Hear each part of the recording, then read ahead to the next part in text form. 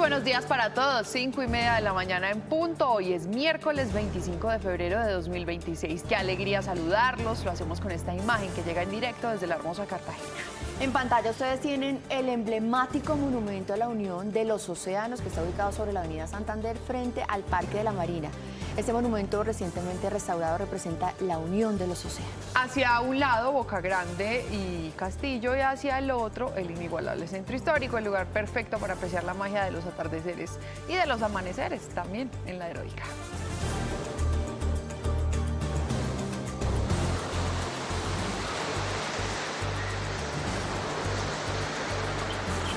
Muy buenos días para todos los televidentes que hasta ahora madrugan, se conectan con nosotros y están ahí como siempre, muy fieles, leales, reportándonos audiencia. Isa, muy buenos días. Buenos días, Mari. ¿Cómo está? ¿Cómo amaneció? Bien, todo bien. Dormí rico. Usted Bueno. ya mejor de la gripa, de todo. Ya, sí, pues ya estoy salió. al otro lado. Miren, a primera hora comenzamos como siempre con buenas noticias y esta nos llega desde Popayán con la Feria Economías para la Vida, que se convirtió en una vitrina de esperanza para el Cauca. Allí emprendedores, campesinos, indígenas y afrodescendientes le apuestan a la producción legal, transformando las rutinas del campo en oportunidades. En un departamento que además ha sido marcado por los cultivos ilícitos, por las economías ilícitas, pues estas iniciativas demuestran que sí hay otros caminos distintos, desde la identidad y el trabajo familiar, y ellos están dispuestos a tomarlos. Mi papá es agricultor, toda la vida ha trabajado a base del chontaduro y pues vimos la posibilidad de por qué no sacar productos derivados de esta grandiosa fruta. Esto es realmente una alternativa. Cuando la gente cree en lo que aprende, cree en lo que sabe, cree en el legado histórico y cultural de sus comunidades. A primera hora le vamos a poner el ojo a dos noticias importantes en el país, y la primera tiene que ver con las acciones legales que va a iniciar Diana Lorena Ospina tras ese secuestro del que fue víctima bajo la modalidad de paseo millonario aquí en Bogotá. Su abogado anunció que van a radicar formalmente el poder ante la Fiscalía General de la Nación para exigir que se adelanten todas las investigaciones y así se puedan identificar y judicializar a los responsables por secuestro extorsivo, agravado y hurto calificado. Mientras avanzan esas diligencias ante el Gaula, se conoció que el conductor del taxi, que se presentó además ante las autoridades, tenía antecedentes judiciales. ¿Cómo les parece a ustedes que ya había sido condenado antes a 20 meses de prisión en el año 2024, justamente por integrar una banda de atracadores, y recuperó su libertad a finales de 2025?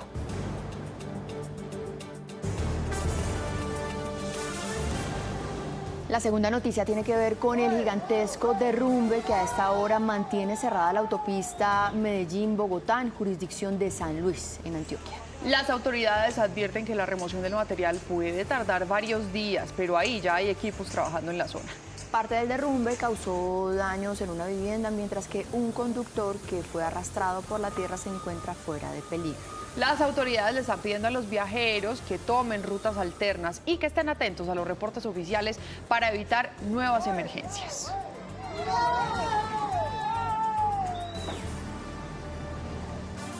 Y justamente hoy en el diario La República, las estadísticas de cómo serán los siguientes meses de lluvia en nuestro país, y dice que van a ser hasta 41% más fuertes en este mes que llega. En marzo se acaba febrero con emergencias en 8 departamentos del país y vamos a comenzar marzo de la misma manera. Hoy además es miércoles de columna en la última página del periódico, aquí de nuestra querida Maritza Aristizábal, en su sección Política para Millennials, hoy titulada Así no se gobierna, que también la pueden leer en la página web de La República. Sí, Isa, es pues a propósito de toda esta polémica que ha desatado el presidente de la República sobre el sistema electoral, porque no se puede gobernar desacreditando y deslegitimando a las instituciones.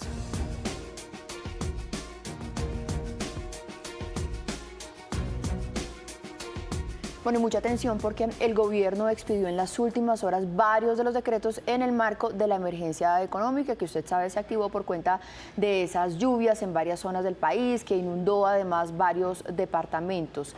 El decreto fue firmado por el ministro de Hacienda Germán Ávila y fue justamente él el encargado de anunciar el impuesto al patrimonio empresarial, entre esos al sector financiero y el minero energético.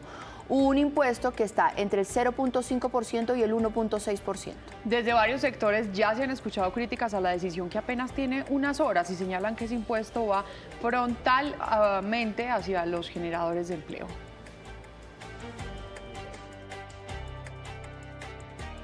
Pero Isa, no son las únicas medidas, hay otro decreto que también genera mucha polémica y es que permite la contratación sin licitación, pero además recordemos que estamos en plena ley de garantías.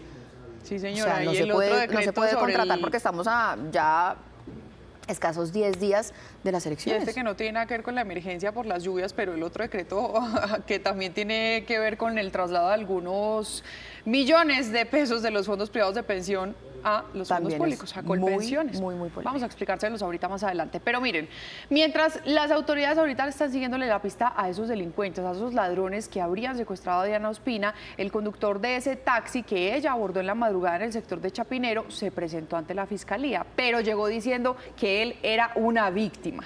Sin embargo, escuchen este dato, el hombre fue condenado en 2024 por hurto. Los hechos en ese entonces habrían sido muy similares, solo que la víctima en ese momento recibió varias puñaladas. Ante el gaula de la fiscalía, el conductor del taxi en el que fue secuestrada Diana Ospina aseguró que los dos hombres lo amenazaron para iniciar el secuestro. Sin embargo, la fiscalía rastrea sus antecedentes en los que ya había pagado una condena por pertenecer a una banda de atracadores. Estos tres individuos se aprovechan para intimidarlo con sendas armas cortopunzantes para requerirle que les hiciera entrega del dinero. El hombre fue condenado a 20 meses de cárcel por un hecho en 2024 en el que a través de una aplicación, él junto a dos hombres pidieron un servicio de taxi en un centro comercial. Posterior a eso, lo intimidaron y lo robaron. Uno de estos individuos procede a apuñalarlo en 4 oportunidades en su hombro derecho. Durante la audiencia, la juez del caso fue enfática en asegurar que el hombre era un peligro para la comunidad, por lo que lo mandó a la cárcel. Pues aquí la idea es aplicar esa medida cautelar en cuanto a proteger a la comunidad y evitar que pues puedan volver a incurrir en comportamientos como estos, incluso llegar a comportamientos aún más graves. El hombre habría cumplido su condena a finales de 2025. Desde entonces estaba en libertad. Eso fue lo que entendí. Bueno, pues ahí está. Miren, los videos del secuestro de Diana Ospina son una pieza clave en la investigación que se adelanta por este caso. Se sabe que los dos taxis que están involucrados en el plagio y que aparecen justamente en los videos pertenecen a una misma persona y están adscritos a una empresa de taxis. Justamente el representante de esta empresa habló ante los medios de comunicación. Requerimos al propietario del vehículo.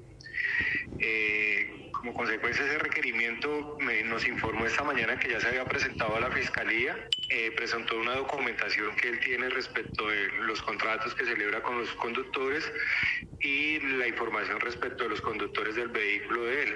Ya una vez revisado en el sistema de la empresa, hay dos conductores autorizados por el propietario, los cuales tuvieron tarjeta de control hasta el mes de diciembre.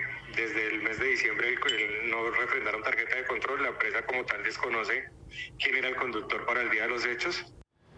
Pues ahí le van quitando las cascaritas a este tema tan escabroso. Por fortuna Diana está sana y salva, pero se necesita justicia porque no queremos seguir repitiendo estos casos. 5:38 de la mañana, hablemos de nuestra gente, de ustedes, de las intensas lluvias que han tenido que soportar algunas poblaciones en los últimos días.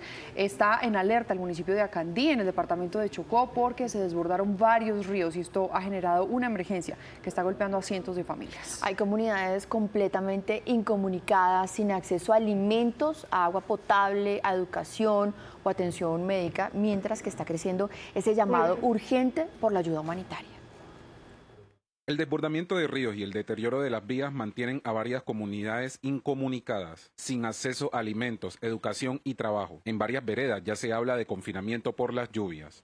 Hay muchos campesinos en la vereda que no pueden ni bajar al pueblo, ni uno puede, por ejemplo, subirle lo que es los víveres, la comida. En Acandí se suma el riesgo en el acueducto, lo que ha dejado a varias comunidades sin agua potable y las afectaciones al centro de salud que limita la atención médica en medio de la emergencia. Los niños que vienen de la zona rural al colegio no pueden asistir, lo mismo los profesores que van a dar clases a las zonas rurales no pueden asistir porque la vía está intransitable. La situación mantiene en alerta a los habitantes que piden atención humanitaria de forma urgente. Miren, vamos a cambiar de tema, vamos a hablar del tema de la salud que tanto nos preocupa a todos los colombianos, pero que ahora está cobrando, sí señores, vida. Ya no estamos reportando solamente personas a las que no les llegan los medicamentos o que no tienen tratamiento, sino que se están muriendo. Isa, este caso es absolutamente doloroso porque se están muriendo en medio de las grabaciones. Esto quedó completamente documentado. Mejor dicho, aquí el gobierno nacional no tiene ninguna forma de justificar lo que está pasando con la salud. Y pasó en Cúcuta, Mari. Se llama Cecilia Quintero. La señora era una adulta mayor. Estaba en un dispensario reclamando las medicinas para su hijo, un hijo que tiene discapacidad. Pero ella murió allí, pidiendo por última vez que le entregaran, por favor, los pañales y los medicamentos que tenían meses de retraso ya. Ya tiene desde el año pasado, desde septiembre, que no le entregan. Y ya llegaron pañales y resulta que no los quieren entregar. Minutos antes de morir en un dispensario de Cúcuta, esperando los medicamentos que durante meses llevaba clamando para su hijo en condición de discapacidad. La mujer sufrió un infarto luego de no recibir los medicamentos que esperaba desde septiembre.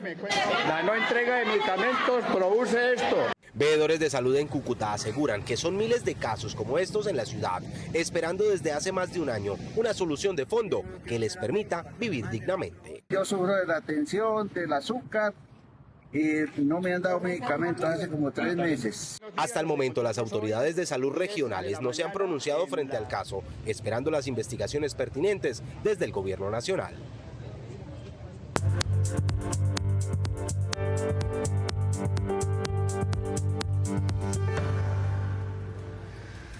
5:41 de la mañana, comenzamos un recorrido por las noticias más importantes del mundo. Comenzamos con el presidente estadounidense Donald Trump, quien puso a la economía y a la migración en el frente de su discurso sobre el Estado de la Unión, que es este discurso que presentan allá los presidentes de Estados Unidos, en el que hablan del último año, cómo fue su gestión, de los logros que tuvieron y de cómo va a ser la agenda para el próximo año.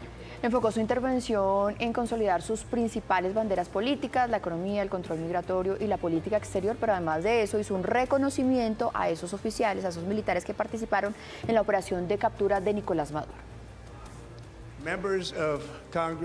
Miembros del Congreso y compatriotas estadounidenses, nuestra nación ha regresado más grande, mejor, más rica y más fuerte que nunca. Con estas palabras, el presidente Donald Trump inició su tan esperado discurso del Estado de la Unión. Dedicó 1 hora y 47 minutos para reivindicar los logros de su administración. La economía, en pleno auge, avanza como nunca antes y nuestros enemigos están asustados, nuestro ejército y policía están bien equipados y Estados Unidos vuelve a ser respetado, quizás como nunca antes. El presidente Trump habló sobre cómo Venezuela se ha convertido en una gran potencia petrolera, esto gracias a Estados Unidos. Estamos trabajando en estrecha colaboración con Delcy Rodríguez para generar extraordinarios avances económicos para ambos países y brindar nueva esperanza a quienes han sufrido tan terriblemente. El discurso del Estado de la Unión se produjo en medio de presiones políticas, judiciales y económicas que merman su margen de maniobra y ha golpeado su imagen pública. 5 de la mañana, 43 minutos, y en una ceremonia realizada en el Palacio de Gobierno, el nuevo presidente de Perú, José María Balcázar, tomó juramento y presentó a su renovado equipo ministerial. Balcázar tiene 83 años, ha enfrentado muchas críticas por sus comentarios sobre el matrimonio infantil y se convirtió en el nuevo líder de Perú después de que el Congreso lo eligiera para servir como presidente interino tras la destitución de José Gerí. Este legislador de izquierda asume la presidencia en un momento de profunda volatilidad política y de mucha desconfianza ciudadana, pues en unos 10 años han tenido cerca de 8 presidentes. Resolución Suprema número 050- la declaración jurada. Y un fuerte temporal ha dejado al menos 28 muertos y 40 desaparecidos en 2 municipios del estado de Minas Gerais, en el sureste de Brasil, que aún está en alerta por más lluvias. Así lo ha informado el Cuerpo de Bomberos de ese país. El epicentro de este evento meteorológico es el municipio de Juiz de Fora, donde al menos 21 personas fallecieron y se intenta localizar a otras 37. De acuerdo con el más reciente balance oficial, se esperan más lluvias en las próximas horas.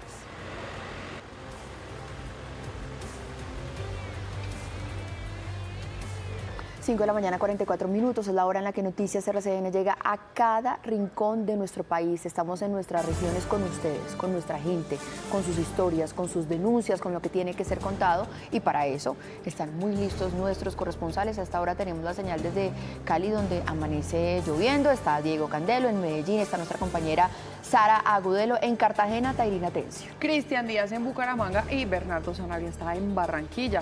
5:45, iniciamos con el Pacífico, la violencia que vuelve a golpear el sur del departamento del Cauca. Un ataque armado en la vía Panamericana, sí, la misma vía Panamericana donde están secuestrando, donde han hecho también ataques a congresistas que están en campaña. Esta vez dejó un conductor muerto y decenas de civiles en medio del fuego cruzado. Diego, usted nos tiene toda esta historia. Adelante.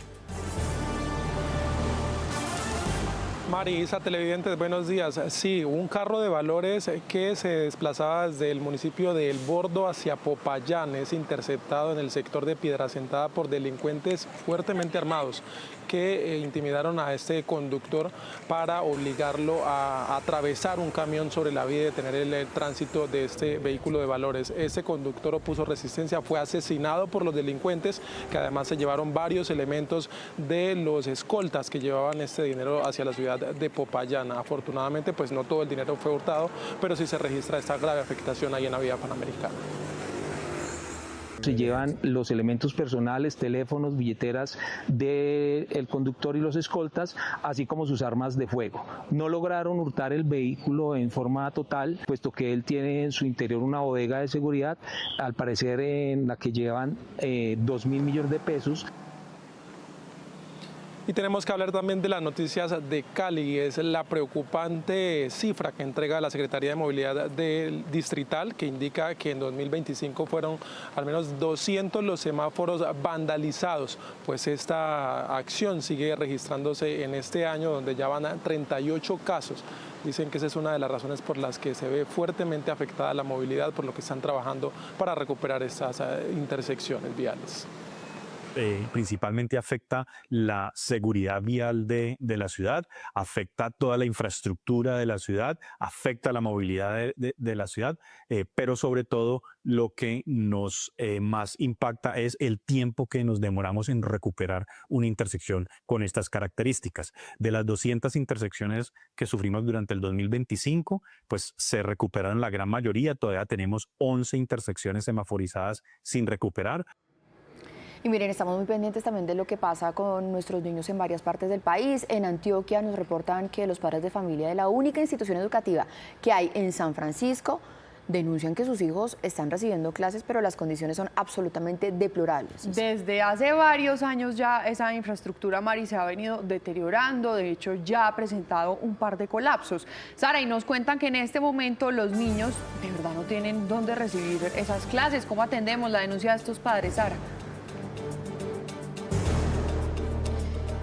Isabela, televidentes, buenos días. Lo más grave es justamente lo que usted acaba de decir, y es que esto no es una cosa que está sucediendo desde hace pocos meses o desde hace pocos días, sino desde hace varios años. Son 500 estudiantes afectados y lo que pide la comunidad es que se reubiquen a todos estos jóvenes y también menores, precisamente porque no tienen en dónde recibir las clases. Hay grietas en todos lados y muchas de las estructuras ya colapsaron. Por eso en este momento ni siquiera arreglar o repotenciar el colegio es suficiente para que los niños puedan estudiar. El deterioro en la institución educativa del municipio de San Francisco, Antioquia, es evidente. Hay grietas, las paredes se están desmoronando y la tranquilidad de la comunidad educativa se está yendo al piso. Pedimos ayuda a que la Secretaría de Educación nos pare en bolas porque la vida de nuestros niños está en riesgo. Es notoria, la infraestructura se nos está cayendo encima y no hemos podido encontrar una solución. Con un candado y cintas de peligro, la comunidad educativa cerró el acceso a la institución y los niños están sin estudiar. Hoy hacemos este plantón por la seguridad y la vida de nuestros estudiantes, docentes y trabajadores y toda la comunidad de nuestro municipio de San Francisco. Papás y estudiantes exigen ser reubicados. Como siempre, a este caso le hacemos seguimiento hasta que se cumplan las demandas que están haciendo estos papás con todo el sustento. 5:49 de la mañana nos vamos para el Caribe, donde continúa la alerta por la llegada de ese nuevo frente frío. Se va a extender hasta el próximo 26 de febrero y va a provocar otra vez aumento de lluvias. O sea, hasta mañana, Isa, tampoco va a ser tan largo. Se mantienen activos los planes de contingencia y el monitoreo permanente. Tairina, usted nos tiene más reportes. ¿Se está sintiendo ya ese cambio? Marisa, muy buenos días. Desde el pasado lunes se ha sentido una fuerte brisa en la ciudad de Cartagena y ha sido atribuida a este fenómeno de frente frío que sería el tercero que se siente en la costa Caribe en lo corrido del año. El oleaje también ha aumentado, es por eso que las autoridades marítimas a través de su Centro de Investigaciones Oceanográficas e Hidrográficas han alertado a los organismos de socorro para que activen sus planes de contingencia y de esta manera se eviten emergencias. Actualmente persisten en el Caribe colombiano condiciones meteomarinas adversas debido al tránsito de un frente frío. Se prevé que durante las próximas 48 horas el oleaje alcance alturas significativas entre los 2.5 y 3 metros.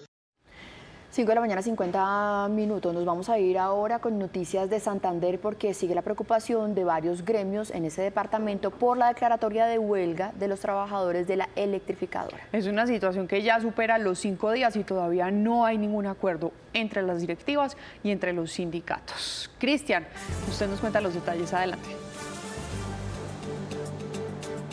Así es, Isa, Mari, televidentes, buenos días. Es la preocupación por parte de comerciantes, industriales y empresarios del departamento de Santander por esta huelga que ya completa más de 5 días y que podría generar afectación y un impacto negativo tanto en la productividad como en la industria del departamento. No solamente se afectan 102 municipios del departamento de Santander, sino también de la influencia de la electrificadora que son en el sur de Bolívar y también en el sur del Cesar. Se hace un llamado para que los directivos y los sindicatos lleguen a un acuerdo sensato y esto pues no perjudique la economía. La idea es invitar a conciliar tanto a las directivas de la ESA, EPM y a los grupos sindicales que decidieron levantarse en huelga. Son más de 958.000 usuarios que están en cerca de 102 municipios, 6 departamentos. Sería muy grave realmente si llegase a presentarse un problema y no pudiésemos atender el servicio. Bueno, en Barranquilla tenemos que atender que podríamos llamarlo un fenómeno popular y que le importa mucho a la gente porque hay una disminución y bastante significativa en el precio de uno de los principales productos de la canasta familiar en el Caribe. Sí, señor. En Barranquilla nada más y nada menos que el queso, el quesito costeño, que lo utilizan en varios productos, en varios platos de la gastronomía del Caribe. Bueno, Verdi, estamos hablando de ¿cuánto?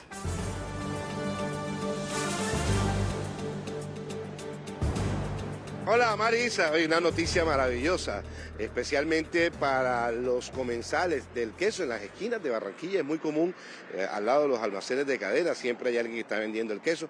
Y la buena noticia es que el queso bajo en sal, sin colesterol, a 12.000 pesos la libra, 24.000 pesos el kilo, ha disminuido 2.000 pesos según el reporte que entregan precisamente las autoridades de este valor y precisamente la gente que lo consume. Han dicho que esto ayuda y alivia mucho el bolsillo de esta comida indispensable en el desayuno, en el almuerzo o en la cena. El queso no cae mal a cualquier hora. Va a comenzar a bajar desde hoy el precio del queso. Estaba a 24 el kilo, ya bajó a 22. Y seguirá bajando. Esa producción de leche puede ser entre 280.000 y 300.000 litros, se va a ir al mercado informal. Y el mercado informal hoy en día está saturado de queso, lo que hace que baje también el precio del consumidor final.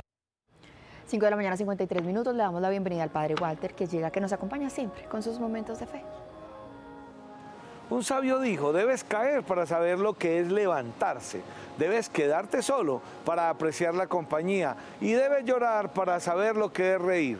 Muy buenos días a todos nuestros amigos del canal RCN, por eso yo me quedo con la gente sencilla, esa que tiene claro que nadie es más que nadie. No te confíes de los halagos, recuerda que el hombre acaricia el caballo para poder montarlo. Esto no enseña a desconfiar, pero sí a tener en cuenta que no todos tienen siempre las mejores intenciones. Recuerda que los amigos son la forma en que la vida se disculpa por algunos parientes. Sin dolor no creces, sin metas no avanzas, sin esfuerzo no progresas, sin disciplina no cambias y sin Dios nada es posible. Y si de pronto es posible, no dura. Todo pasa. Mejor, como dice el Salmo 27, espera en el Señor, sé valiente, ten ánimo, espera en el Señor. La gente no sabe qué hacer con su vida, pero con la suya lo tienen todo muy claro. Valora lo que tienes porque en algún momento de la vida se convertirá en un simple recuerdo. No vivas como una gran tijera que siempre separa, mejor vive como una aguja que siempre une y construye. Y como las cosas buenas se hacen en vida, mil felicitaciones y todas las bendiciones a mi hermana María Teresa en su cumpleaños. Que el Señor los bendiga y los guarde en el nombre del Padre, del Hijo y del Espíritu Santo. Amén. Y se les quiere con el corazón. Televidentes, ya son las 5:55 de la mañana. Avanza esta primera emisión de Noticias RCN, vamos a revisar nuestros titulares. Diana Ospina, la mujer que fue víctima de un aterrador paseo millonario en Bogotá, radicará acciones ante la Fiscalía por secuestro extorsivo agravado y hurto calificado. Espera que la justicia opere y ubique a los responsables. Hablamos con un profesional a quien robaron luego de tomar un servicio de taxi en el sector de Chapinero en Bogotá, el mismo en donde Diana Ospina fue asaltada. En minutos les tenemos la historia. Gigantesco derrumbe mantiene cerrada la autopista Medellín-Bogotá. La remoción del material podría tardar varios días. Las autoridades le piden a los viajeros tomar rutas alternas. Crisis humanitaria en Acandí, Chocó. Los desbordamientos de ríos mantienen incomunicadas a varias comunidades que además no tienen alimentos, agua potable y además atención en salud. Se requiere atención humanitaria urgente para las comunidades. Nuevo impuesto al patrimonio para empresas del sector financiero y minero energético. Hace parte de los decretos en el marco de la emergencia económica por las lluvias. El tributo oscila entre el 0,5 y el 1,6%. En el asilo San Rafael de Bucaramanga, un grupo de adultos mayores se convirtió en tendencia en redes sociales tras compartir sus coreografías. Ellos demuestran que la edad no es límite para vivir la vida y disfrutarla. En A lo que venimos electoral, seguimos recorriendo el país y llegamos al departamento del Atlántico. Hablamos con la gente de Soledad. ¿Qué le piden al próximo presidente de la República? Ya nos vemos. En el día número 82 de la travesía hemos llegado a fondear en aguas de Punta Arenas. En minutos les contamos todos los detalles de la última semana de la transmisión del canal RCN a bordo. Economía, control migratorio y política exterior fueron los temas clave en el discurso del Estado de la Unión del presidente estadounidense Donald Trump frente al Congreso de Estados Unidos. Nuestros presentadores ya están listos. Estamos en todas las regiones. Esto es Noticias RCN de las 5:30 de la mañana.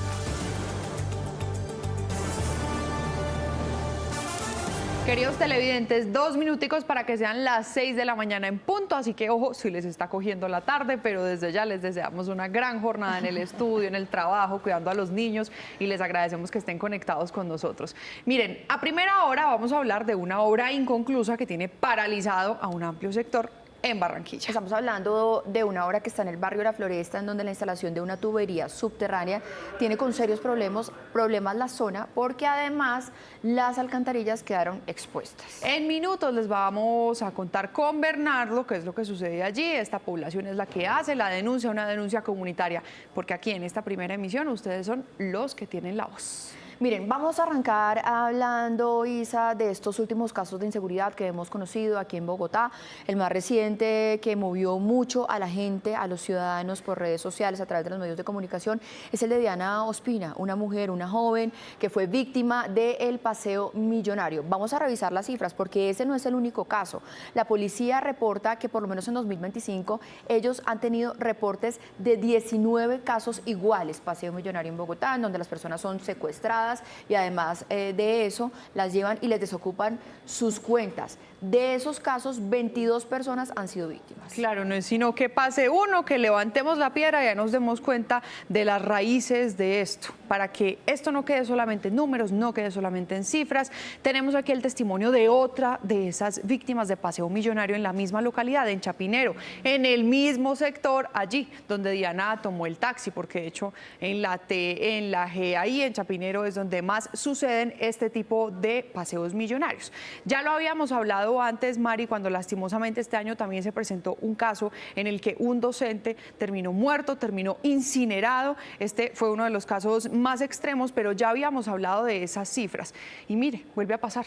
Sí, Isa, el caso del profesor de la Universidad Externado de Colombia, que también fue víctima de un paseo millonario, su familia lo reportó, él estaba saliendo de hacer una visita a su hijo que estaba hospitalizado en la clínica del Country, tomó allí un taxi, fue víctima del paseo millonario y después apareció muerto. Pero son muchos los casos que se están presentando, pero sabe también en que hay que hacer mucho énfasis en la justicia, en la impunidad, porque ahora resulta que una de las personas que está involucradas en este último caso del paseo millonario tiene antecedentes y adivinen por qué, por un mismo paseo millonario. Le estamos haciendo seguimiento a estos casos, a esta modalidad de inseguridad en la ciudad. Vamos a conectarnos en este momento con Jason. Jason, usted se encuentra justamente en este momento con el abogado de Diana Ospino. Adelante.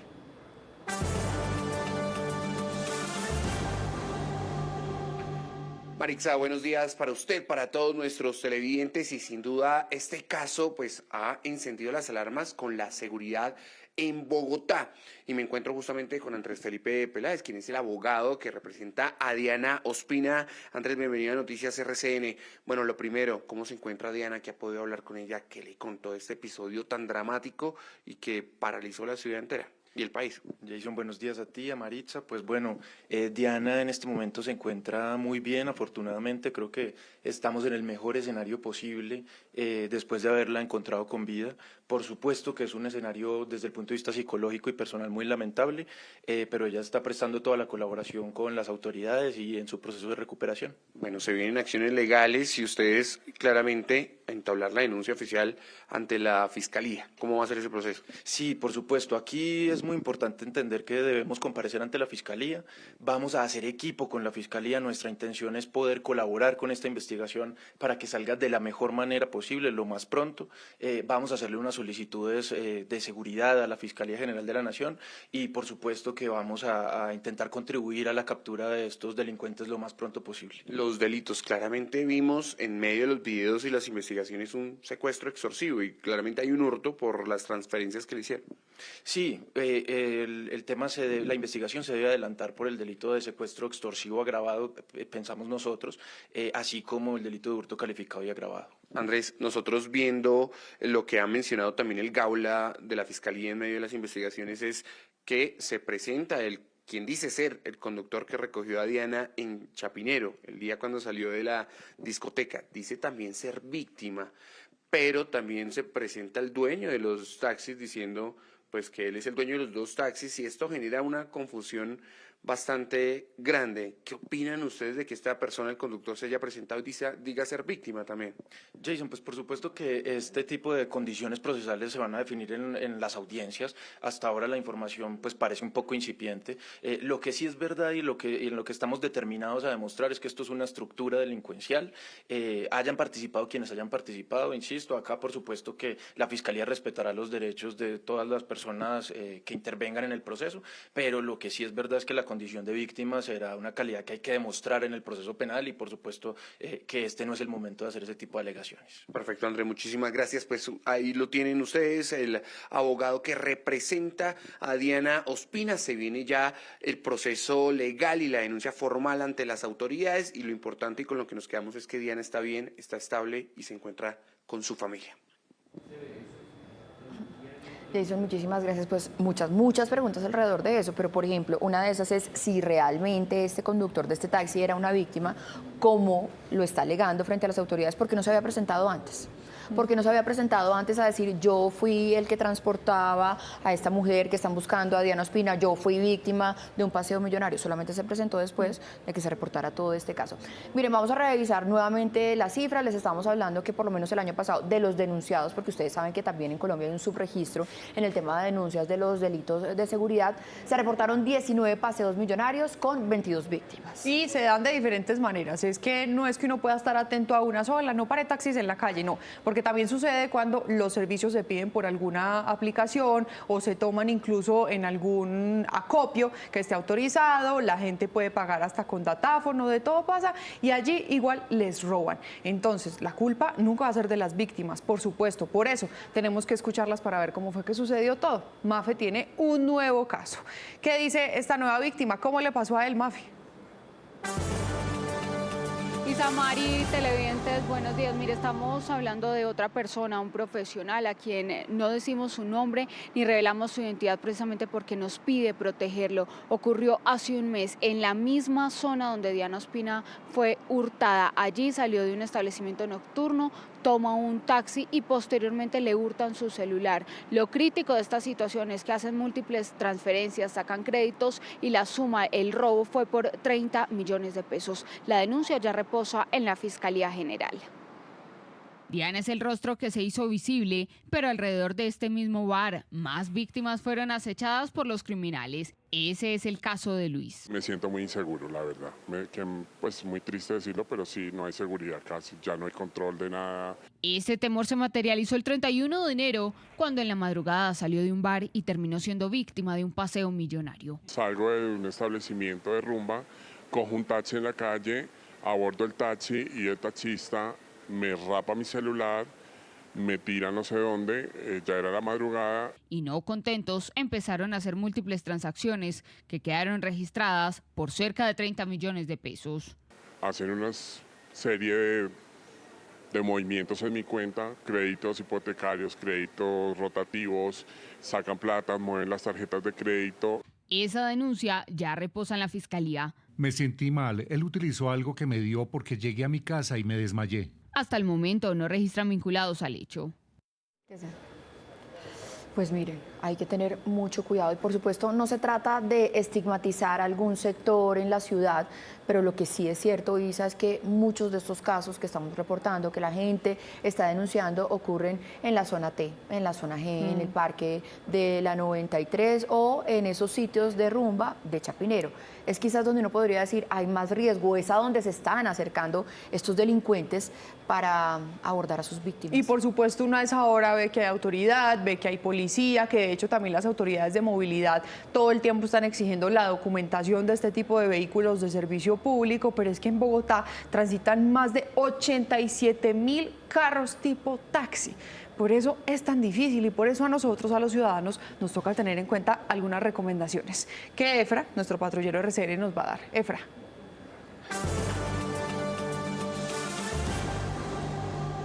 Pues sí, le cuento, me vine para acá, para la zona T que mencionaba Mari hace un momento. Esto es al frente del Centro Comercial Andino. Esto es una zona llena de restaurantes, de discotecas, de bares, donde muchas personas cuando terminan su jornada pues se van a bordo de un taxi. Ahorita pues obviamente la hora no da, pero en la noche esto es lleno de personas y lleno también de vehículos, de taxis.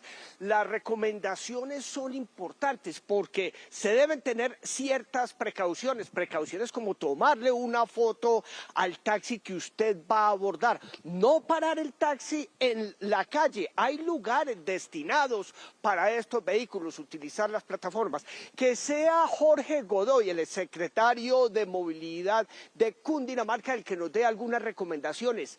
Tomen atención porque estas recomendaciones le pueden servir de mucha protección.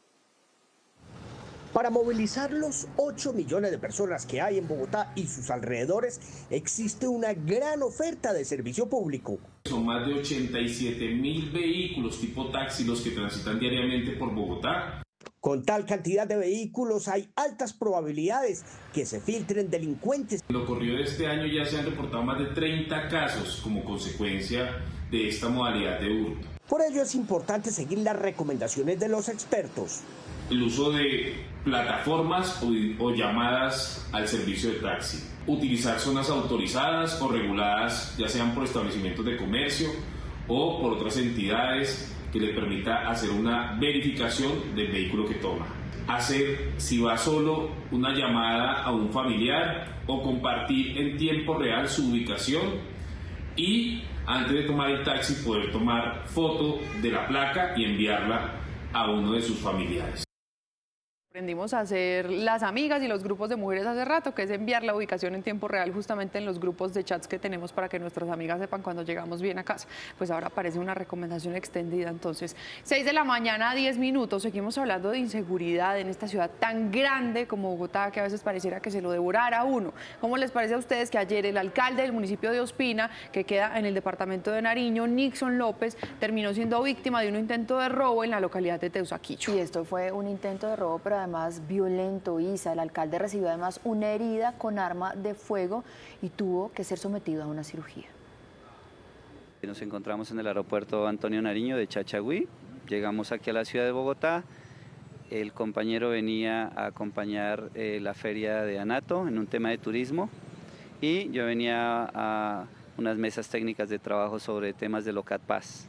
Entonces es muy lamentable, lamentamos mucho este suceso, pues, y esperamos que todo salga de la mejor manera. Ya acabo de salir de la clínica, me dicen que está estable y con pronóstico reservado. Bueno, pues esperamos que se recupere pronto. 6 de la mañana, 11 minutos. Vamos a seguir hablando de este tema. Queremos entender qué es lo que está pasando, si aquí hay alguna solución, y por eso a esta hora nuestro invitado es Hugo Acero, el exsecretario de Seguridad de Bogotá. Doctor Acero, muchísimas gracias por conectarse con nosotros a esta hora. Buen día. Marisa, buenos días. Doctor Acero, ¿qué es lo que está pasando con este más reciente caso del paseo millonario a Diana Ospina, con más casos que estamos conociendo justamente en ese sector? Uno podría hablar de bandas que están delinquiendo sistemáticamente y que se aprovechan, digamos, de la vulnerabilidad de las víctimas en esos sectores. Pues realmente son estructuras similares muy organizadas. El hecho de Diana nos muestra que 3 vehículos, 5 personas, armas, seguramente radios, son empresas realmente que están dedicadas a esto y no es la única banda.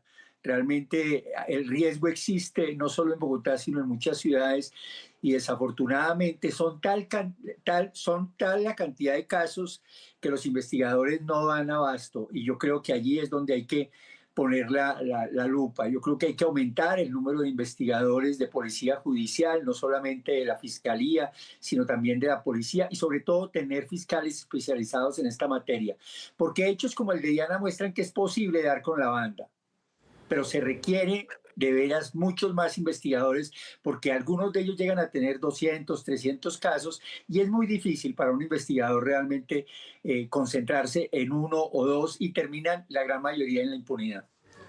Eso, escuchándolo así, la gran cantidad de estos casos quedan en impunidad, según esa experiencia que tiene usted, y también, doctor Acero, ¿la gente lo percibe o realmente si hay unos índices más altos? Usted que está pendiente siempre de este tema de inseguridad aquí en Bogotá.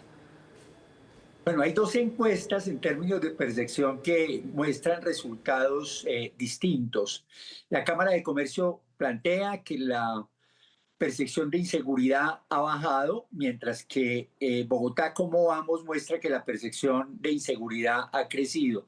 Yo creo que hay un tema tremendamente contradictorio, pero lo importante también es que estas 2 encuestas muestran que la victimización ha bajado, que es un indicador muy importante. Quiere decir que hay menos víctimas en la ciudad. Reducciones pequeñas, pero muy importantes desde el punto de vista de resultados. Pero lo importante es dar con estas bandas, y ahí se requiere investigación. Más policía en la calle, controlar los taxis, pues va a ser un poco más difícil, ¿cierto? Pero se requiere realmente investigación como la que se hizo con el caso de Diana, y como se hicieron en el pasado varios casos importantes que dieron con toda la banda, y algunos de ellos hasta fueron extraditados. Ustedes recordarán el paseo millonario y algunos funcionarios de la Embajada de los Estados Unidos.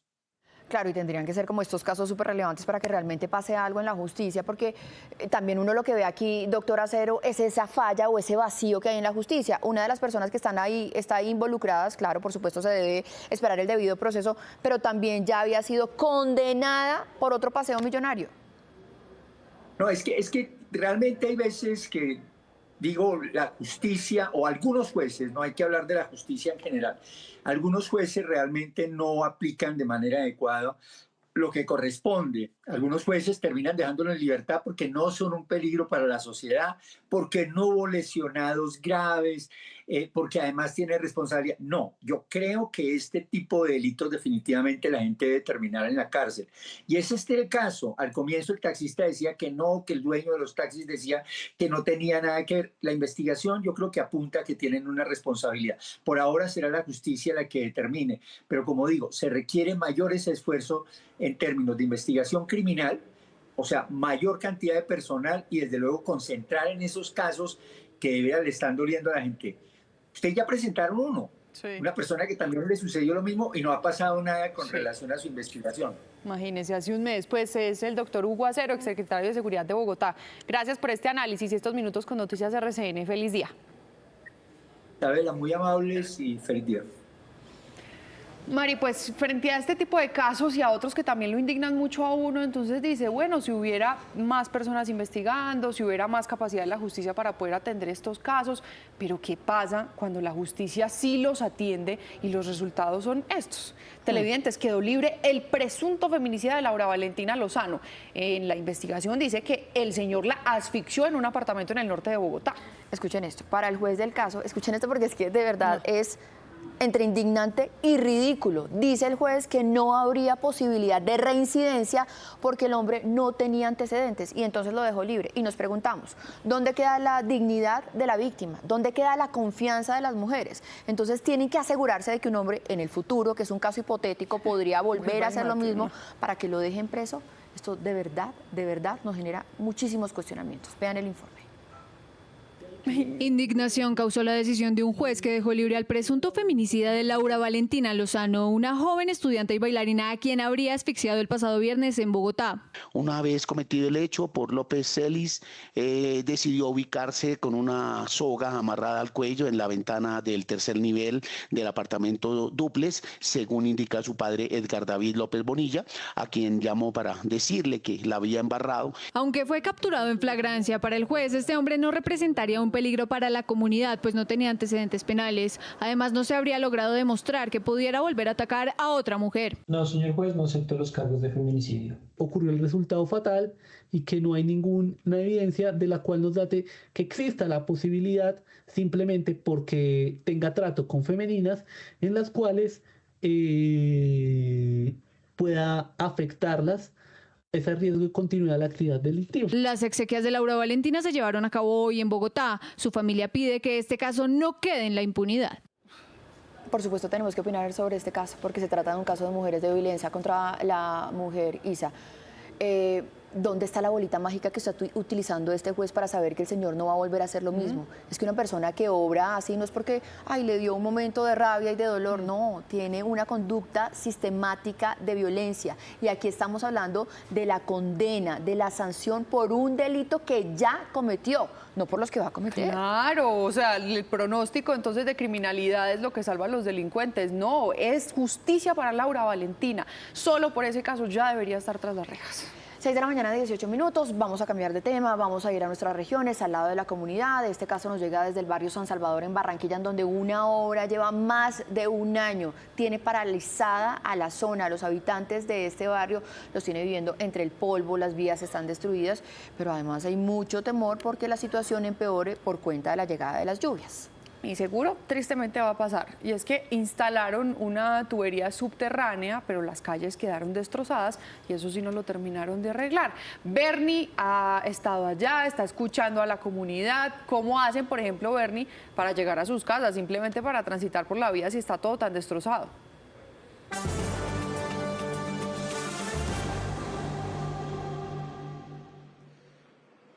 Hola, ¿qué tal, Isamari? Es la preocupación por parte de los habitantes, especialmente de que comenzaron los trabajos del acueducto del norte, una solución especialmente para la zona costera del departamento del Atlántico, de llevar agua potable a esta zona, pero ha sido el dolor de cabeza de estos habitantes aquí en el barrio San Salvador. No, 3 Ave María. Sí, señor. ¿Cómo está, señor? ¿Cómo le ha ido? Bien, bien, bien. Bueno, cuénteme la problemática que están sufriendo ustedes con este tema de las fugas que tienen aquí. Bueno, la problemática que le voy a decir aquí como primera medida, mija, por esto que me hicieron aquí. ¿Qué le hicieron acá? Le cayó, aquí metieron una válvula que está metida. Sí. Bueno, aquí, antes de meter la válvula, eso se llenó de agua con 2 aguaceros que cayeron. Sí, señor. A la hija mía le dio un dengue. Sí, a Gina le dio un dengue. Sí, señor. Al otro hijo mío también le dio un dengue. Sí, señor. La mayoría de la gente por aquí hemos estado con enfermedades constantes. Con enfermedades constantes. Yo tengo que estar echándole agua, que ustedes pueden verlo, por el polvo que se levanta aquí y al negocio que hay aquí. Aquí hay 2 problemas. Primero, el polvo que se genera, y es que no han encontrado, a pesar que ya la tubería está ya enterrada, por decirlo de cierta forma, hay una fuga y esto continúa mojado todo el tiempo. Sí, es corriente, es corriente. Entonces terminan cerrando la vía en algunos momentos para adelantar los trabajos, vuelven y no nada quedan con el daño. Abren y cierran, así están. Y no encuentran el daño. Hombre, ¿el llamado? El llamado a las autoridades. El llamado es a las autoridades que con competencia de que vengan a mirar la obra que están haciendo, porque así no vamos a llevar 20 años y no la terminan. Esperemos que así sea. Nosotros estaremos al lado de la comunidad, aquí en este sector de la capital del departamento del Atlántico. Medidas urgentes, un llamado muy especial al gobernador Eduardo Verano de la Rosa. Vuelvo con más noticias. 6 de la mañana, 29 minutos. Gracias por seguir aquí conectados con nosotros. Y mucha atención porque en las últimas horas un derrumbe gigantesco bloqueó la autopista Medellín-Bogotá. Esto en jurisdicción del municipio de San Luis, en el departamento de Antioquia. La magnitud de esta emergencia es tal que remover toda esa cantidad de tierra y de material que cayó puede tardarse aproximadamente 4 días. Unos 40.000 metros cúbicos de tierra mantienen cerrada la autopista Medellín-Bogotá en la vereda Vallesol de San Luis, Antioquia. Invías nos informa que seguramente habrá restricción del paso durante más o menos 4 días. Justo al borde de la carretera hay varias viviendas que estuvieron a punto de ser sepultadas. Una vivienda afectada. Un señor que iba en un vehículo pues fue arrastrado un poco por el derrumbe, pero fue trasladado al hospital del municipio de San Luis y ya en estos momentos está fuera de peligro, no tiene ningún problema, salió sin muchas lesiones. 4 días podría estar cerrada la vía mientras se adelantan labores de remoción. La ruta alterna es Medellín-Cisneros-Puerto Berrío. 6:30 de la mañana en punto. Hablemos de la Cámara de Comercio de Bogotá, que ha anunciado que este año impactará a más de 230.000 empresarios con el objetivo de generar 590.000 oportunidades comerciales para la ciudad y para la región. Bogotá y la región cerraron el 2025 con 493.825 empresas activas, donde el 99,3% son micro, pequeñas y medianas empresas. Estamos trabajando no desde el escritorio, sino buscando también los empresarios, mostrándole lo que hacemos. Además, se proyecta la formalización de 33.000 nuevas empresas y el fortalecimiento de sectores estratégicos a través de clústeres, incluyendo el nuevo clúster de economía plateada. Eso es una respuesta a cómo se conforman hoy las familias y alrededor de esa economía creciente que hay unos nuevos empresarios. En internacionalización se realizarán 8 misiones comerciales para llevar empresas locales a mercados de América, Europa y Medio Oriente. Ya no es un sueño, es una realidad. Entonces ya lo que tengo yo que hacer como empresario, que es formalizarme, estar muy juicioso con la Cámara de Comercio, seguir la huella que me ha trazado la Cámara de Comercio en la ruta de internacionalización, y eso me da crecimiento de país, crecimiento de empresa. Entonces muy felices de verdad de poder haber realizado esto. Con estas metas, la Cámara de Comercio de Bogotá busca consolidar a Bogotá región como un hub global de negocios, innovación y cultura. 6:32 y el año 2025 sí que fue retador en materia ambiental para el Valle del Cauca. Por eso en entrevista con Marco Antonio Suárez, el director de la CBC, hablamos de los proyectos más importantes para la región y cómo avanzan ellos en la protección de los recursos hídricos. Según la Corporación Autónoma Regional del Valle del Cauca, CVC, el departamento enfrentó fenómenos climáticos extremos en los que, pese a la situación, se priorizaron proyectos de saneamiento básico. Estamos en la construcción de 11 plantas de tratamiento de aguas residuales, las principales sobre nuestro río Cauca, que es el segundo río más importante del país. También avanzan en la entrega de la planta de tratamiento de aguas residuales Petar de Jamundí. Hemos entregado la de Florida, 2 en Buga, 1 en Argelia, hemos entregado una ahorita ya en Jamundí y próximamente lo haremos en Candelaria y en Zarzal. En paralelo, la CVC fortalece el control y monitoreo de acuíferos. Tenemos más de 10.000 millones de metros cúbicos protegidos, tenemos una recarga de 3.500 millones de metros cúbicos, tenemos una capacidad enorme en nuestro acuífero. De cara al 2027, el mayor reto será la protección del recurso hídrico, así como la lucha contra el tráfico ilegal de fauna y flora silvestre. Que las personas comprendan que la fauna silvestre no son mascotas, que lo mejor que pueden hacer cuando encuentren un animal de nuestra fauna silvestre es no alimentarlo, no asustarlo, sino llamar a cualquier autoridad ambiental para que él se encargue de atenderlo y devolverlo a su hábitat natural.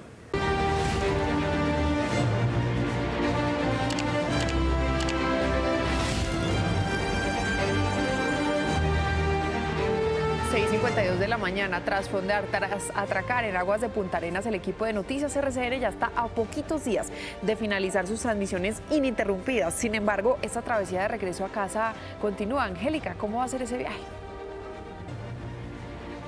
¿Qué tal? Muy buenos días para usted y para todos nuestros televidentes. Me encanta saludarlos. Hoy, día 82 de la travesía y por supuesto en alta mar disfrutamos de un gran café tostado selecto intenso, intenso color, intenso aroma e intenso sabor, contándoles que ya estamos aquí fondeados en Punta Arenas, pero para hablar sobre lo que viene para la navegación justamente en este regreso a casa, quiero invitar a mi capitán Otalora. Capitán, muchísimas gracias por estar aquí con nosotros. Bueno, hablemos sobre esos días que vienen y además cómo se prepara la tripulación para asumirlos. Bueno, Angélica, buenos días para todo. Así es, Angélica, después de 30 días en el continente blanco, esto aún no termina. Es necesario recalar a puertos en Chile, en Perú y en Ecuador con un doble propósito. Inicialmente una misión diplomática en el marco de esa cooperación internacional, resaltando el compromiso de Colombia en los asuntos antárticos. También el aprovisionamiento logístico necesario para continuar full avante con esta gran misión y por supuesto y no menos importante la recuperación de nuestros tripulantes, esa recuperación física, esa recuperación emocional para seguir con todas las fuerzas y poder finalmente llegar a Colombia con la satisfacción del deber cumplido y con esa gran felicidad de abrazar a nuestras familias y reencontrarnos con ellos. Capitán, muchísimas gracias. Por supuesto, nosotros les llevaremos todos los detalles de cómo avanza la travesía. Día 82, nos despedimos, estamos contentos, estamos felices, estamos full avante.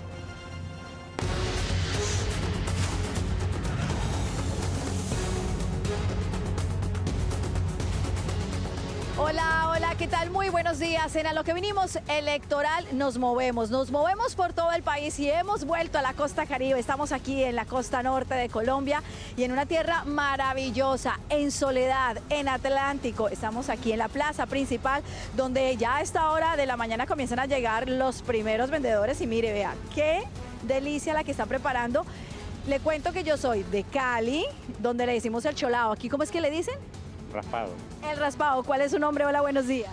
Argel Miranda. Bueno, Argel. Argel. Argel, gracias aquí por estar en Noticias RCN. Un saludito para que lo vea la familia.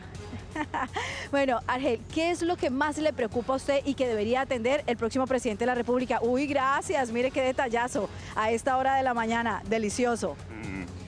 Bueno, lo que debe hacer el señor presidente, que va a quedar, la seguridad, el desempleo, antes de todo más bien la seguridad ya, porque aquí en Soledad, Barranquilla y su área metropolitana estamos viviendo una inseguridad bárbara. ¿Ya me entendió? Claro, sí, eso es muy complicado, no solamente aquí en Soledad, también en el resto del país. Usted me lo tiene aquí mientras tanto, porque ¿cuál es la idea? Recorrer precisamente esta misma zona, este mismo sector para seguir hablando con la gente, pero no se me vaya a ir con mi raspado. Hola, buenos días. ¿Cuál es su nombre? Es Melania Orozco. Bueno, es Melania. ¿Qué le pide usted al próximo presidente de la República? que esto se componga y principalmente con la salud, porque yo ahora estoy en un problema con la hija mía de una operación que le hicieron y estoy luchando para una cita con el otorrino. Hemos recorrido clínica y clínica llevándola y no me la quieren atender. ¿Qué EPS es? Cajacopi. Cajacopi, pues un llamado a los señores de Cajacopi, y no tenemos que esperar al próximo presidente, no, desde ya para que atiendan esta petición que está haciendo esta colombiana. Eso es lo principal, la salud. Es un problema también que se multiplica a lo largo y ancho del país. Muchísimas gracias, continúe su camino. Gracias, gracias. Bueno, y seguimos aquí hablando con más habitantes de Soledad Atlántico. Hola, buenos días. ¿Cuál es su nombre? David Ecorcha Coma. Bueno, David, ¿cuál es el problema que debe atender el próximo presidente de la República? Delincuencia, trabajo, salud.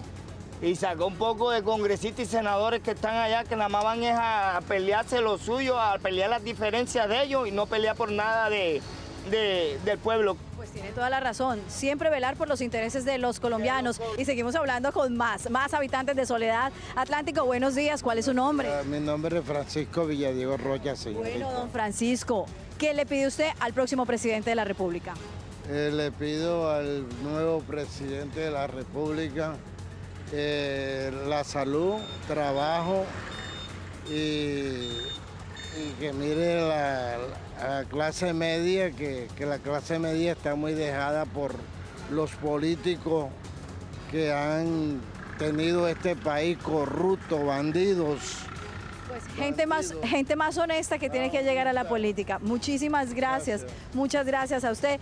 Es el pulso que estamos tomando con los colombianos aquí en Soledad Atlántico y seguiremos recorriendo la región de la costa Caribe, por supuesto, para escucharlos, abrirle los micrófonos de Noticias RCN y de a lo que vinimos electoral para saber qué piensan y qué le piden al próximo presidente de la República. Nosotros nos encontramos en nuestra emisión del mediodía. Chao.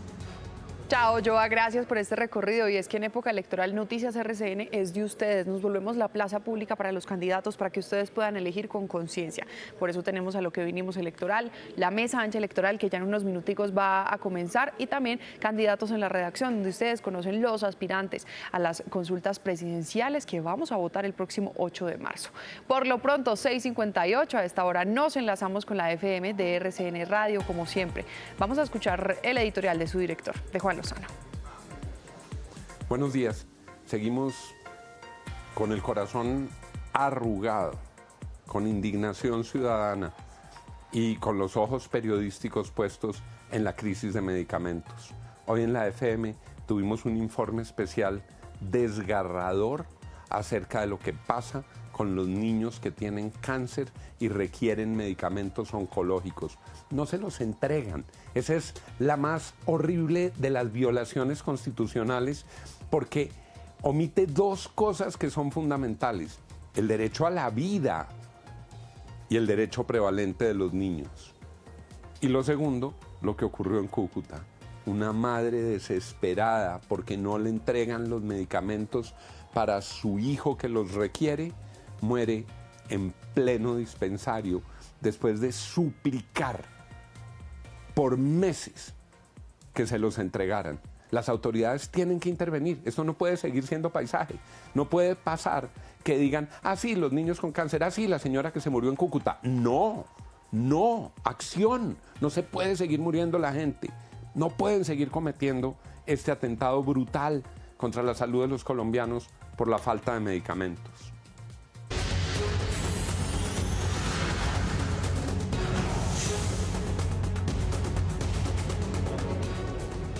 Siete en punto de la mañana. Esta es la mesa ancha electoral para conocer, entender, debatir y analizar los temas del día, pero ahora con la posibilidad de que ustedes conozcan los candidatos al Congreso. Y hoy tengo dos personas que quizás ustedes las relacionan mucho en la vida pública, pero que van a aspirar por una curul. Josías, me dice que le diga a Josías porque así lo conocen, pero es Josías Fiesco. Maritza, buenos días. Soy Josías, el 108 del Centro Democrático a la Cámara por Bogotá. Y también está con nosotros Daniel Gómez. Hola, buenos días. Daniel Gómez, número 25 al Senado con el Nuevo Liberalismo. Y, por supuesto, don Julio, nuestro Julio de la mesa ancha. Bueno, hoy tenemos que definitivamente entrar a analizar y también un poco a entender estos últimos decretos que se expiden en el marco de la emergencia económica, quizás dos que han despertado todas las alertas. Uno de esos, si arranquemos por ahí, es el que impone un impuesto al patrimonio a todas las empresas. Voy a arrancar con Daniel en este caso. Daniel. Bueno, muchas gracias. No, este decreto creo que es muy preocupante porque estamos en una situación donde la inversión está deprimida. En niveles históricamente bajos de 16% del PIB, tenemos un crecimiento de solo 1,6% para todo el periodo. Necesitamos incentivar la inversión para lograr más crecimiento futuro. Este impuesto al patrimonio realmente castiga la inversión, es antiinversión, anticrecimiento. Entonces, realmente es la inversión, es el tipo de señal exactamente contraria a la que necesitamos para poder crecer, poder aumentar bienestar, poder aumentar recaudo también a futuro. Pero además muchos dicen, en realidad esto no puede llegar a solucionar la emergencia económica porque cuando termina recaudándose este impuesto, y además hay muchos otros elementos ahí alrededor de esto, ¿no? Porque el impuesto al patrimonio no significa que es para las empresas que más ingresos tienen, ¿no? Puede ser que una empresa no haya tenido ingresos, no haya tenido rentabilidad y aún así le imponen este impuesto. Josías. Pero Maritza, esto ocurre a 12 días antes de las elecciones y es el derroche del petrismo de Francia, de Petro, de la Alcocer, entre otros, lo estamos pagando entonces del bolsillo de los colombianos. Ahora, quien tenga una propiedad también tendrá que pagar el derroche de los Petro. Eso es indignante porque es el esfuerzo de tantos años, de tantos colombianos que ahora va a pagar ese hueco fiscal que se ha profundizado en este gobierno. Y además, no sé, creo que tenemos que entrar también a cuestionarnos alrededor de las cifras quizás atado un poquito a estos cuestionamientos que hay alrededor de la plata que quieren utilizar para las elecciones. Pero el recaudo aspira a ser de 8 billones de pesos, casi una reforma tributaria. Y no queremos minimizar las emergencias por las lluvias, por supuesto, pero la atención cuesta 8 billones de pesos, Julio.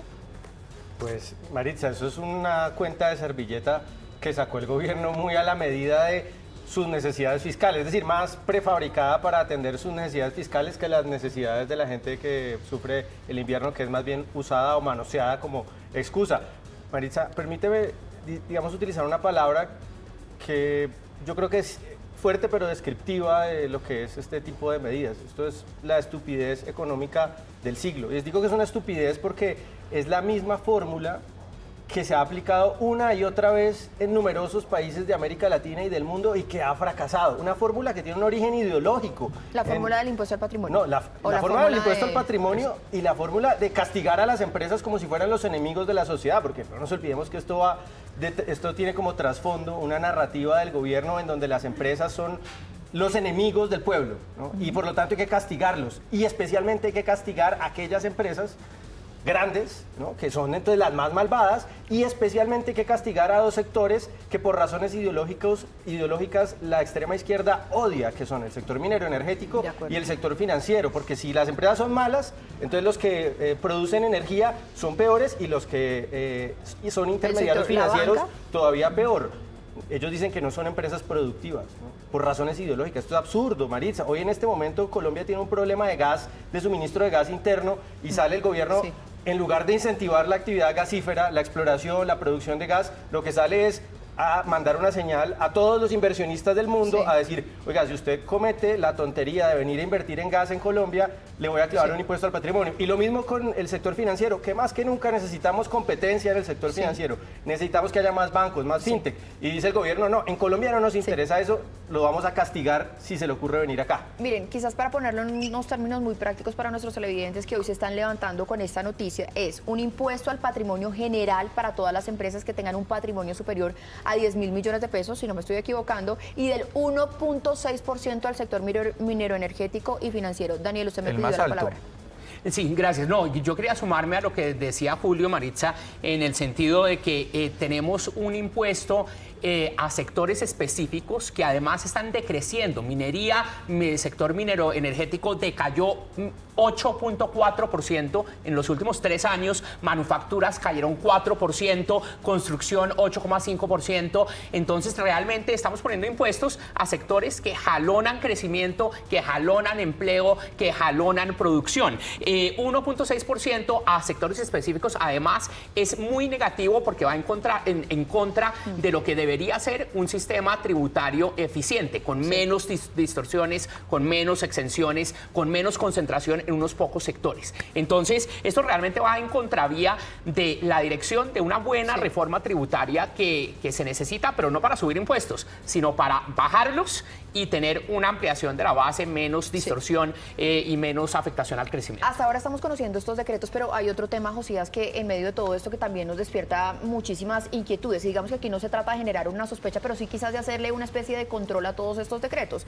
Y el otro es el que permite una contratación. Por supuesto, estamos en medio de una emergencia económica, pero también estamos en medio de ley de garantías, que es justamente las garantías electorales, y permite la contratación sin licitación y, por supuesto, pues levantándose o pasándose esa veda que hay de ley, justamente para que no haya, digamos, una distorsión económica a favor de uno u otro personaje. Pues imagínense, sobre ese tema todo coincide a 12 días de las elecciones. Este es un gobierno que está echando mano, ya vimos, del deporte, la ciencia, tecnología, ahora va sobre las pensiones. Un sector específico que le ha echado mano, le ha echado su mirada desde hace varios años, y es porque son 25 billones de pesos. Pero ahora lo que decía aquí Julio, estamos hablando ya del otro borrador de decreto. Yo estaba preguntando por el decreto dentro de la emergencia económica que permite contratar sin licitación. Sí, lo que hace es que hoy en Colombia este debate electoral sea como una cancha inclinada, a favor de quien tiene la chequera, a favor de la izquierda, que entonces lo estamos viendo en el anterior comentario, es en contra de la empresa privada, en contra del emprendedor, y a la hora de 12 días antes de las elecciones inclina la cancha a su favor. Esto es inaceptable. Pero otra cosa, para que la gente tenga claro, es, hace unos años esta gente que hoy está asfixiando la empresa, salió una foto muy famosa entre Bolívar y Petro diciendo no a la reforma tributaria, porque ellos decían que la plata alcanzaba si no se la robaban. Entonces, vía decreto, vía reformas tributarias 4, hoy lo que tenemos es que están a manos llenas buscando cómo tener plata a 12 días de las elecciones. Esto es inaceptable, esto es el descaro absoluto, porque es utilizar el esfuerzo de tantos colombianos, de tantos años, pues entonces ahora como caja menor del petrismo para hacer campaña. Eso no lo vamos a permitir. Y miren, es que José ya se me estaba adelantando, pero pues hay muchos documentos sobre la mesa que nos tienen que pues despertar y tenemos que entender. Y uno de esos, este sí es un borrador de decreto que permitiría el traslado de 25 billones de pesos de los fondos privados, de sus ahorros, de mis ahorros para las pensiones, a Colpensiones. ¿Eso qué significa, Julio? Bueno, Maritza, significa la concreción de la idea detrás de la reforma pensional, que es confiscar el ahorro de los trabajadores y convertirlo en gasto, ¿no? Y esto no es una conspiración. Esto lo ha dicho Gustavo Petro en numerosas ocasiones. Para financiar el gasto público, usemos el ahorro que está en los malvados, porque también son perversos, malvados, porque son del sector financiero, fondos de pensiones. Entonces, Maritza, lo que pasa es que dentro de la reforma pensional había una ventana de traslado que le permitía a trabajadores que hoy cotizan en un fondo de pensiones trasladarse a Colpensiones faltando menos de 10 años para su edad de pensión, lo cual, entre otras cosas, fomenta las megapensiones que supuestamente la reforma intentaba eliminar. Ahora, esos trabajadores se tienen que pasar con su stock de ahorro, y ese stock de ahorro pues se va a Colpensiones y se va al gasto público, básicamente, a financiar las pensiones actuales de las mesadas de los pensionados actuales. Ahora, quiero preguntar, ¿esto es legal? Porque Asofondos acaba de emitir un comunicado en donde dice que, según la reforma pensional, que en todo caso todavía está en estudio en la Corte Constitucional, estos recursos deben ser ahorrados y trasladados a la edad de pensión al Fondo de Ahorros del Banco de la República, no a Colpensiones. Daniel. Correcto, Maritza. No, y lo preocupante es que es sistemático. El gobierno permanentemente está atacando la separación de poderes, el Estado de Derecho, los pesos y contrapesos necesarios para que el país funcione bien, ¿cierto? Entonces, realmente lo que estamos viendo es mucho tiempo en el que el gobierno ha tratado de coger recursos de diferentes sectores con motivaciones electorales, y yo me sumo a la preocupación de Josías en el sentido de que lo preocupante es que es en la mitad de un proceso electoral, donde están tratando de usar recursos públicos en beneficio de sus listas, de sus candidatos. Y esto es muy preocupante. Y quiero agregar, Maritza, un punto clave. Es un ataque permanente a una cantidad de sectores que dicen que no generan valor y sí generan valor. La intermediación sí genera valor porque cumple un rol económico. El sector financiero, los aseguradores, los intermediarios del mercado de valores sí generan generan valor, precisamente generan unos servicios que conectan y hacen funcionar mercados. Entonces es un ataque permanente a la separación de poderes, apropiación de recursos y impuestos y medidas antieconómicas. No hay ningún país rico sin sistema financiero desarrollado, ¿no? Es otra manera de decir lo que... Pero la fórmula de ellos ha sido claro, Daniel. es asfixia la empresa y genera pobreza. Ya lo dijo Petro, es cuando un pobre sale de la pobreza se vuelve derecha. Aquí el reto es un país que necesita un país rico donde sus empresas estén, desde cada una de las empresas más importantes. Acuérdese que la relación de la izquierda o de Petro con la empresa, porque nunca la han creado, ha sido más evidente con el desastre de Ecopetrol. Sí. La más importante ahora la tienen en pérdida. Que con este decreto están implementando por derecha la reforma pensional. La reforma pensional es enviarle un mensaje claro a la gente. El petrismo quiere hacer que sus pensiones, su trabajo, sea su caja menor y no lo vamos a permitir. Yo ya le he ganado a este nefasto gobierno varios rounds en las Cortes y vamos a hacerlo nuevamente porque es el esfuerzo de 118.000 personas, su ahorro individual, que mire lo que depende tantas familias de una pensión, desde la economía se jalona a través de muchas pensiones de colombianos. No podemos permitir que se convierta en caja menor. Para cerrar ya este tema. No, y de nuevo, el punto es que el gobierno sistemáticamente trata de saltarse al Congreso para imponer impuestos que deberían ser consensuados y debatidos en el Congreso. El gobierno no logra pasar sus reformas en el Congreso, que legítimamente debate y puede pasar o no pasar, aprobar o no aprobar las iniciativas del gobierno. Se me acabó el tiempo, pero tengo unas preguntas muy rápidas para ustedes para respuesta de una palabra o una frase. Que se restablezca sí o no la prima técnica para los congresistas. No. No. ¿El centro está más cerca de la derecha o de la izquierda? Daniel, ¿usted es de centro, derecha o izquierda? Le voy a preguntar primero. Yo soy centro derecha. Entonces el centro está más cerca de la derecha. ¿José Félix Laforí dividió el Centro Democrático? No, ayer renunció oficialmente y se fue para otro partido. De ninguna manera. Nosotros no nos unen las personas, sino unas convicciones y las defendemos en las calles y en las urnas. Y finalmente, si nos vamos a estos escenarios de segunda vuelta que plantean las encuestas, ¿Abelardo o Cepeda en segunda vuelta? Abelardo. Esperaremos que nuestra candidata pase a segunda vuelta.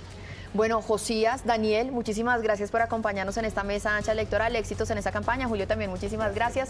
7:21 de la mañana. Gracias por continuar conectados con nosotros. Vamos a escuchar las noticias más importantes en materia económica del día, enlazándonos con la FM de RCN Radio. Aquí está Fernando Quijano, el director de La República. La última semana de febrero viene con varias noticias económicas que van a condicionar todo lo que pase al cierre de este primer trimestre del año. Lo primero, el precio del petróleo. Ambas referencias, la WTI como la Brent, están subiendo. $66 el WTI y $72 el Brent. Esto en contravía de lo que está pasando también con la tasa de cambio del peso colombiano. 3.700. Es la primera vez en varias semanas que el dólar está a este nivel. Todo en el marco de la avalancha de decretos expedidos por el gobierno para la emergencia económica, impuesto al patrimonio, traslado de dinero de los fondos privados a Colpensiones, lo cual va a hacer que el cierre del primer trimestre del año sea bastante especial. Muy importante, la acción de Ecopetrol, 2.295 pesos, muy por debajo de los 1.300 esperados antes de la asamblea, pero es un día bastante complicado que determinará lo que será este cierre de primer trimestre. Importante, la tasa de usura está en 25.23, se espera que al final de esta semana el gobierno ponga la máxima tasa de usura, que es más o menos la que referencia las compras con tarjetas de crédito, y puede para marzo estar más o menos en 25%. Muchísimas gracias. Ahí están los datos económicos, como siempre, puntuales, rigurosos. 7:23.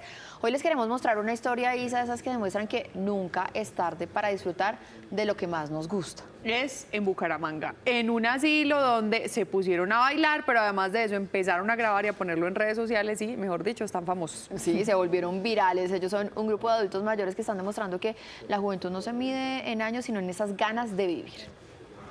Ay. Titi me preguntó si tengo muchas novias. Muchas novias, hoy tengo a una, mañana a otra. Sus pasos prohibidos son tendencia en redes sociales. En el asilo San Rafael de Bucaramanga, las coreografías ya son parte de la rutina diaria. La gente nos comenta cosas muy agradables.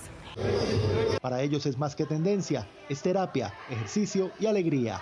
Uno se aleja de los malos pensamientos. Sus bailes cruzaron fronteras, hoy se sienten reconocidos y queridos. Nos conocen en muchas partes, no solamente de Colombia, que a mí me han llamado de otra parte del país. Lo vimos en el TikTok. Reciben saludos de muchas partes del mundo y también el patrocinio que tanto necesitan. Personas que quieren apadrinar a adultos mayores. Para ellos cada día es una oportunidad para reír y llevar el mensaje de la eterna juventud, esa que brilla en sus corazones. A pesar de los años, uno siempre seguirá siendo joven. Me la voy a llevar a todas pa' un VIP, ey. Saluden a Titi, vamos a un VIP, ey. Saluden.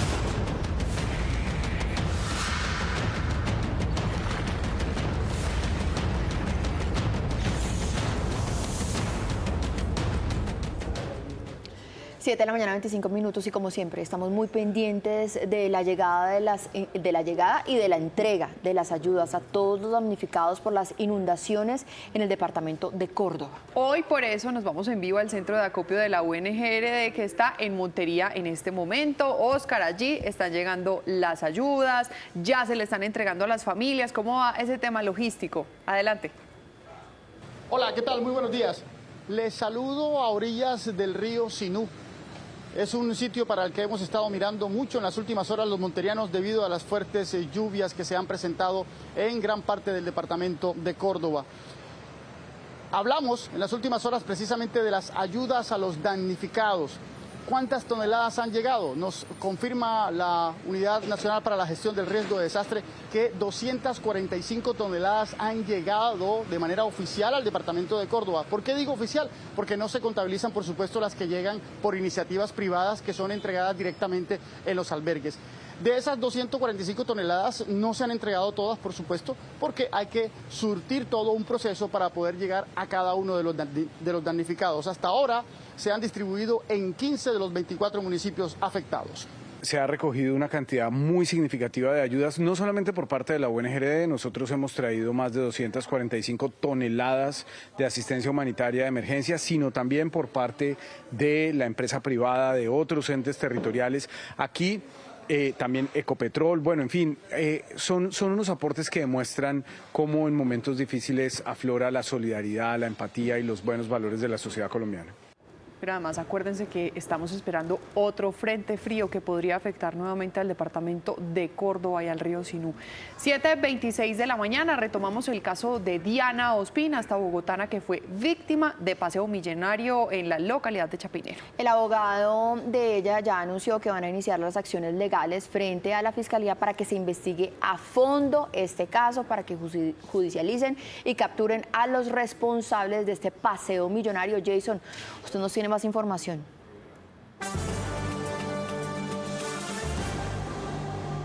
Mire, hablamos con el representante de Diana Ospina, su abogado Andrés Felipe Peláez, quien en primer lugar manifiesta que Diana pues se encuentra bien, está en medio de la atención de salud y psicológica por estos momentos tan terribles que ocurrieron durante este fin de semana. También ayer se presentó a Medicina Legal, en donde la examinaron, y avanza también este proceso de Medicina Legal para su investigación, y hoy van a comparecer ante la Fiscalía General de la Nación. Claramente ellos hablan de un secuestro extorsivo y un hurto agravado y calificado. Menciona que el hurto está cercano a los 50 millones de pesos en medio de unas 12 transacciones que le hicieron a sus cuentas bancarias.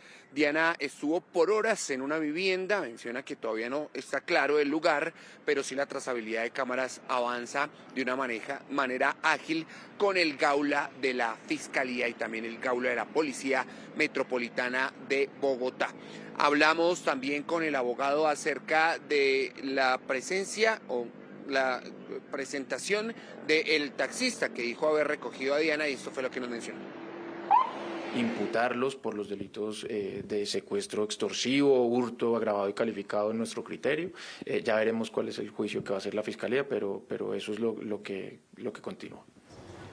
Bueno, hay que decir que en este caso ya se presentaron ante las autoridades el conductor de uno de los taxis y además el propietario de los vehículos, ¿no? Los dos taxis. Porque los dos son de una misma, es que son de eso una está bien misma raro. persona, pero él dice que se los arrendó a otras personas para que los trabajaran. Pero bueno, creo que en este momento las autoridades tienen muchísimas pistas para dar con los responsables. Sí, señora. Por lo pronto nosotros los dejamos, les mandamos un abrazo hasta casa, que tengan una gran jornada de miércoles y los dejamos con los muchachos de Mañana Express. Chao.